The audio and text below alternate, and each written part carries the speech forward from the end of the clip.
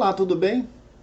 Minha mensagem aí de solidariedade aí ao movimento negro e aos INEABIs, né? E espero que a gente consiga realmente pacificar a instituição e consiga avançar na aplicação do decreto 11.443 no IFSC o mais rápido possível.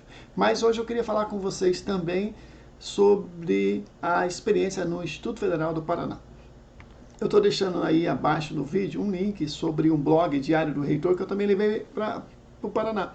Esse blog Diário do Reitor foi até uma ideia do colega diretor Emerson Soares, ali de Jaraguá, que ele possuía um blog e disse por que eu não melhoro a comunicação com os estudantes, com a comunidade. E foi aí que surgiu a ideia do blog Diário do Reitor aqui no IFSC. Levei para a Farroupilha também o blog Diário do Reitor e levei para o Paraná. Foi muito importante para manter uma comunicação direta com as pessoas. Mas como é que fui parar no Paraná? De novo, eu já havia sido reitor pró-tempore no IFSC porque a reitora renunciou. E eu era o substituto imediato, acabei assumindo ali por pouco mais de 5, 6 meses. Isso foi em 2011. Ajudei ali a lançar o Fórum Mundial da Educação Profissional e durante o Fórum Mundial ali da IPT, Fórum Mundial da Educação Profissional Tecnológica, foi de maio a início de junho ali no Centro-Sul, em Florianópolis. Ali durante o Fórum Mundial eu recebi, né, o pedido, né, a solicitação de ir lá para o Rio Grande do Sul para atuar como reitor pró-tempore para restaurar lá o processo democrático, uma vez que havia problema da homologação da reunião da eleição para reitora, Carla Comelato. Isso a gente resolveu. Resolvemos bem, tivemos um período ali de pouco mais de 4 meses e isso ficou ali para os dirigentes da CETEC como algo bem resolvido, bem solucionado, e infelizmente isso ajudou para que eu tivesse ali um bom crédito, né, e tivesse ali uma visão de capacidade de mediação de conflitos. Quando eu estava no IFSC ali em agosto de 2013, eu havia até voltado numa viagem internacional de férias, visitado o Fraunhofer, Instituto Tecnológico na Alemanha, eu recebi um telefonema do MEC e eles pediram para que eu assumisse o cargo de reitor pró-tempore lá no Paraná. Aí eles haviam me dito que havia um desvio de 11 milhões na EAD. Eu, a princípio, disse que não gostaria, porque havia outras pessoas, já havia passado pela experiência no Rio Grande do Sul, e eles pediram que eu fosse, então, ao Paraná para verificar a situação e fazer um relatório para o MEC. Vocês não vão acreditar, mas é isso que aconteceu. Eu peguei meu carrinho, meu ideia, estava subindo ali a serra de Florianópolis para Curitiba, cheguei lá no meio do caminho, estava lá perto de Curitiba, recebo um telefonema, código 61, para o carro para atender, e ele disse o seguinte: olha, você está nomeado reitor pró-tempore do Paraná. O ministro pediu para fazer isso porque poderia dar uma repercussão, já que o reitor que estava no cargo, ele era ex-deputado, muito amigo do Lula, e não queria uma repercussão negativa para o governo. Então, ficou aquela situação. Eu fui nomeado na revelia, esse é o fato. Pediu desculpas e acabei falando, agora já estou aqui, eu vou. Cheguei lá no Paraná, encontrei uma situação caótica praticamente, as pessoas sem saber o que fazer, porque havia uma operação da Polícia Federal um dia antes, haviam levado documentos, levado CDs, a reitoria estava acéfala, essa é a verdade. Conversei com algumas pessoas, falei com o reitor que foi afastado de maneira cautelar, e ele disse que ele nem poderia mais adentrar a instituição por conta das medidas cautelares adotadas.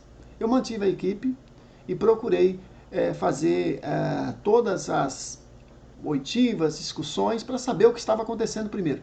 Não conhecia de ninguém, então não tinha lado. O fato é o seguinte: tinha que substituir o reitor, dar continuidade ao planejamento e aguardar a apuração da Polícia Federal sobre o que aconteceu.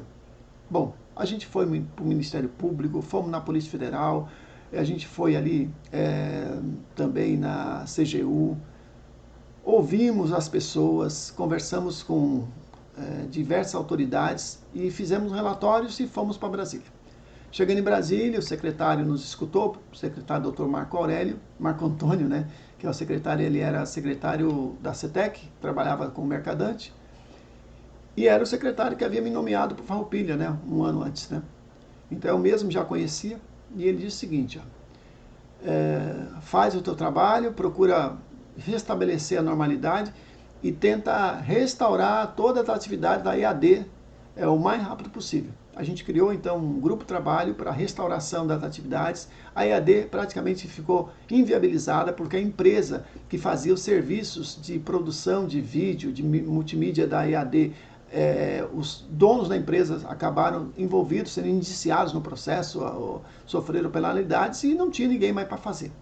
Então foi um processo lento, a gente procurou ali colocar um pouco de normalidade. Passado um período mais de 2 meses, o processo não finalizou e aí foi necessário uma nomeação para mais de 90 dias. Então o pedido do secretário é que eu ficasse lá 90 dias não se encerrou, o processo não foi encerrado, logo o reitor não pôde voltar.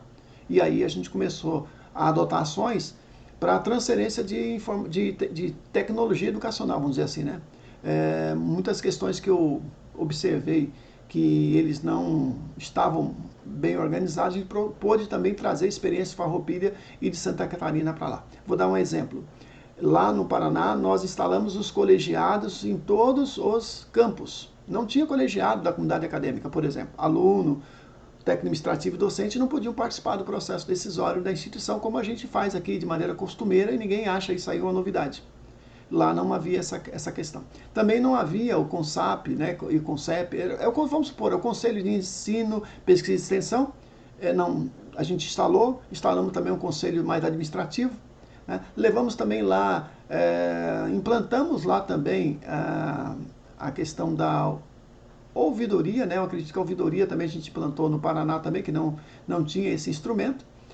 Levamos também lá a portaria de flexibilização da jornada de trabalho, do IFSC, aquela que nós escrevemos quando estávamos no mandato pro tempore, eles também puderam usufruir dessa mesma condição que nós tínhamos no IFSC, e procuramos também organizar melhor a comunicação direta com as pessoas. E abrimos, obviamente, o processo administrativo, né, para apurar a irregularidade, possível envolvimento de servidores. Foi um período tenso. Posso dizer para vocês que eu recebi alguns recados, né, para eu tomar cuidado. Então, não precisa nem dizer muito o que significa isso, né? A reitoria ficava num prédio ali na João Negrão e depois mudou para um prédio bonito, mas eu tinha medo, por exemplo, de sair da João Negrão da reitoria às 9h30, 10 da noite, eu saía nesse horário para ir para o hotel a pé. Eu pegava às vezes um táxi, o taxista não gostava porque era uma viagem muito curta, e ir a pé poderia ser um risco muito grande, né? Você está lá de terno, gravata, tal, e você tem que improvisar. Eu mudava de hotel toda semana praticamente, somente sabia qual era o meu hotel, era um motorista, tinha um motorista ali que me pegava no hotel, me levava e trazia, então era isso praxe. No final das contas, no final eu acabei dispensando o motorista para voltar para casa, porque senão ficava preso com o horário dele, então ele me pegava todo dia no hotel ali 7 horas da manhã e eu voltava de táxi não havia tanta facilidade de Uber naquela época, estou falando 2013, né? Voltava para o hotel de táxi. Era isso, né? Ou seja, os recados eram grandes, você tinha que tomar cuidado, e porque você estava mexendo com gente importante, né? Nesse processo aí apareceu gente graúda envolvida, né? E a gente tem que simplesmente fazer o nosso trabalho. Quando terminou a experiência lá no Paraná, eu recebi uma mensagem muito carinhosa do secretário Marco Antônio, depois eu posso mostrar para vocês. E na última reunião que eu tive com ele, ele falou, né, que você agora, como é que você está mais calejado, está preparado para enfrentar dificuldades maiores. Mas foi uma experiência que até hoje, quando eu falo, eu me emociono, porque não foi a experiência mais difícil da minha vida, porque envolveu risco. Mas a gente fez o trabalho com toda a dignidade, todo o cuidado possível. Eu lia cada documento que eu recebia. Eram caixas e caixas, muitos processos estranhos, eu acabava pedindo para o diretor executivo, não, para o secretário executivo, chefe de gabinete, me trazer o material. Eu passava às vezes das 8 da noite às 9 da noite lendo, no outro dia de manhã fazia um monte de perguntas. E eu posso dizer para vocês que eu não tive nenhum problema jurídico, nunca tive problema com a assinatura, eu confiei nas equipes. Tive que fazer mudanças depois, quando houve uma tentativa de convocar um Conselho Superior. Foi até engraçado, né, se olhando hoje para trás. Algumas pessoas não queriam que eu estivesse ali, evidente, desde o início. Aí eles fizeram o seguinte, autoconvocaram o Conselho Superior para dizer que a nomeação do ministro era irregular, porque como eles tinham um substituto lá na própria instituição, como tem no IFSC, por exemplo, vamos supor que aqui tirasse o reitor de maneira cautelar. aí vai substituir a diretoria executiva. Só que eles alegaram que isso aí era o famoso longus mano, né? Mano long, eu não sei, eu esqueço a frase, mas é longus manos, né? É mão longa. Então não podia ficar também o diretor executivo nem o vice, né? Então foi por isso. Mas aí eles entenderam que sim, o procurador disse que, poxa, sim, e aí o MEC disse que não. O ato do ministro é um ato legítimo e vocês têm que respeitar. Então eu fiquei um pouco no fogo cruzado, né? Porque é claro que o pessoal não queria alguém de fora ali dentro, que atrapalhava um pouco os interesses locais, né? As lideranças locais, porque a gente começa a dar transparência e colocar luz sobre o que está acontecendo e ninguém gosta muito disso. E eu tinha um blog, né, como eu falei para vocês, e o próprio secretário pediu para tirar o blog, porque eles reclamavam muito que eu estava me aproximando muito da comunidade, ganhando a confiança das pessoas, e isso era ruim, porque no blog eu contava um pouco o que estava acontecendo, o que estava acontecendo com o processo, o que estava acontecendo em Brasília, dos eventos. Olha, gente, nós fizemos ali todos os grandes eventos que vocês puderem. Fizemos os jogos nacionais lá em Foz do Iguaçu, nós organizamos o CEPIM, né, que é o CPI, organizamos então as eleições para os colegiados, mudamos alguns diretores, fizemos ali a instalação de colegiado de ensino, pesquisa e extensão, de administração, levamos a portaria de flexibilização, conversamos com a comunidade acadêmica e criamos um grupo de trabalho para restaurar a IAD.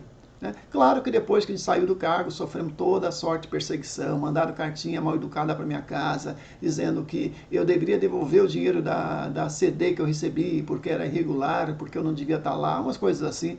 Mas tudo se resolveu, contei aí, obviamente, com o apoio de alguns colegas que estão lá ainda para ajudar na defesa. Fui ao MEC também reclamar sobre isso e tudo foi resolvido. Vocês têm uma ideia? Quando eu saí, eu tinha um e-mail do Paraná. Vocês não vão acreditar. Ele simplesmente abriu o meu e-mail. Ele disse que o e-mail era institucional. Então ele pediu para a TI quebrar a minha senha e acessou meu e-mail. Felizmente eu tinha 2 e-mails. Um e-mail do Gmail que eu havia criado, que eu fazia conversas com a comunidade. Então a comunidade podia mandar informações por esse e-mail, até podiam mandar inclusive denúncia contra qualquer coisa que estivesse acontecendo. Eu recebi muitas. E tinha um e-mail institucional que eu usava mais para questões mais diretas. Como eu não faço nada errado, deu tudo certo. Mas até isso eu passei. E para eu recuperar meu e-mail, eu tive que pedir ajuda na CETEC. Eu quero meu e-mail de volta, que eu quero fazer o backup. Né? Então eu tenho backup de tudo. Eu trouxe aqui um CD para minha casa com todas as portarias que eu assinei, todas as resoluções que eu assinei, todo o documento que eu assinei, para evitar qualquer problema de fraude. Então, esse documento foi produzido pelo chefe de gabinete. Então, eu trouxe uma caixa de CD com tudo que eu tinha de documentação, para evitar qualquer probleminha. Né? É sempre assim, é bom se prevenir. Nunca tive nenhum problema. Quem trabalha direitinho não tem que se preocupar, não. Beleza, pessoal? Eu sei que foi um pouco longo, mas eu queria contar para vocês a minha experiência também no Paraná, que foi onde eu ajudei ali a colocar luz sobre uma quadrilha que atuava na instituição, graças a Deus, com muito cuidado, com muita integridade, e não respondi a nenhum processo administrativo na minha vida, exatamente porque eu tomo cuidado e faço sempre tudo com muito zelo e com muito respeito às pessoas. Nunca acusei ninguém de fraude, nunca fiz nada, deixei que as comissões trabalhassem, né, e produzissem os resultados. Fiquem bem, fiquem com saúde e até a próxima!